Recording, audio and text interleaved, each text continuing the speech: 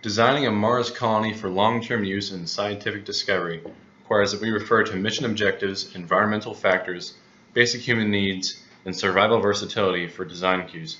Duell puts it well that colony design has to be perceived as a scientific experiment performed by an architect.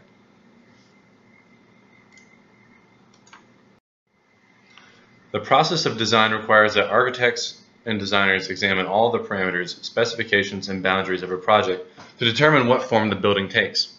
A habitat must allow for every aspect of life for the humans living in it, so an architect's design for a Martian colony must consider almost every specification involved with the mission. The Martian environment, although better than the Moon, is unforgiving to humans. We need protection from extreme temperatures, low air pressure, harmful radiation, Martian dust storms, and possible biological contaminants. Several precautions must be taken to make a livable building on the surface. A habitat will essentially be its own ecosystem, being tightly sealed off from a Martian environment. Materials will have to withstand extreme cold and still remain strong and flexible, not brittle. The exteriors will also have to provide radiation shielding in special safe zones, as Martian atmospheric protection is spotty and seasonal. This could be achieved with reflective plating or the composite plating like double-pane glass with water in between. The permeating dust of Martian atmosphere will have to be strictly regulated from getting inside the habitat, as it could affect experiments and function maturity and poses a dangerous health risk to astronauts. It is unknown what chemicals could be included in the dust, but there is potential for chromium-6, cadmium, or arsenic, all of which poison the body and can cause cancer. Any habitat entrances would require decontamination systems to prevent dangerous chemical and possibly biological particles from entering or exiting the habitat, as well as airlocks to maintain pressure inside. Quarantine rooms could also help prevent the spread of unknown Martian diseases, as well as any disease brought from Earth. The interior environment will be designed as well. The building needs life support, physical and psychological. Physical entails water, oxygen, and food. There will be life support systems included, such as atmosphere recycling and water reclamation. Possibilities include separating carbon dioxide into oxygen, mining for water and permafrost, and greenhouses for food production. Hydroponics could also be an option if enough water is found. More interesting will be the psychological support. The knowledge of being the farthest away from Earth than anyone ever before, on another planet no less, will contribute to high stress levels in colonists. Studies show that when relocated, people try to form personal attachments to the new place in order to form a more solid personal identity. People also need solid social attraction to establish their place within a community. To facilitate belonging with others and on Mars, daily activities must revolve around community gatherings and meetings, allowing colonists to continually reconnect with others and have a supporting group to go back to. These psychological needs on a longer Mars mission would entail large gathering places for meals and events, places of worship for religious colonists, areas that allow for introspection and self-examination, as well as safe areas for psychological examination. The design should consider making each area of the habitat as unique as possible to allow colonists to form attachments with the buildings. Mission parameters must be supported by the colony. It's the whole purpose of being there in the first place.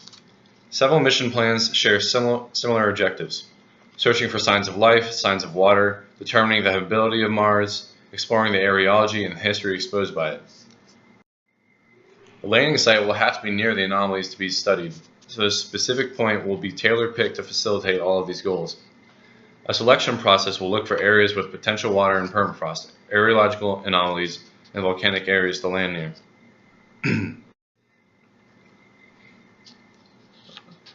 A colony will facilitate exploration and study with multiple workshops and laboratories for examining chemical, biological, and areological samples. To do field work, scientists would need to have a ready supply of EVA suits and rovers, as well as repair rooms for all of their equipment. Other features of interest would include a scientific greenhouse for study purposes, an enclosed Martian terrarium or aerarium to stimulate changes in the environment or server rooms filled with computers allowing for hard analysis of all the data scientists and colonists collect. Most importantly, the colony will need to be versatile to adapt and react to changing situations. A maximum amount of redundancies will be built in, and security measures will have to be taken in the Mars colony. To succeed, the colonists will need to be more prepared than Boy Scouts. They will need to have the ability to produce, create, and manufacture anything they might need. If new tools are needed, they could make them. New protection must be created, then they use material around the base. The colony must facilitate ingenuity and manufacture for survival. An example would be a robotic arm that could 3D print in multiple materials. High-tech workshops will allow them to build anything out of anything. Mobility will be needed for when the going gets too tough. The landing site could be unstable, making relocation necessary. Along with having multiple rovers, modular assembly of the habitats is important, as it allows for easy assembly, repair, and transportation if needed. Colonists will need to be able to use the resources around the base, the carbon dioxide, dirt, and water in the Martian environment. Establishing a colony is all about learning how to live off Mars' resources. For supplies, colonies could suck CO2 right out of the air, strain water out of permafrost, and filter and mine Martian soil for building and manufacturing resources. The architecture of the habitats must allow for this resourcefulness to take place. As a recap, the four major areas of concern for building a Martian colony are to consider the Martian environment, the necessities of life support for human colonists, fulfilling mission parameters, and to remain versatile through all Martian endeavors as colonists learn how to successfully live on Mars. With all of these factors to consider, it may seem impossible to create the perfect Martian colony without failing miserably. Of course, one has to remember that the design or research process is all about making mistakes and experimenting to reach new conclusions, so that eventually we will come up with the perfect Mars habitat and fulfill our dreams of settling on Mars.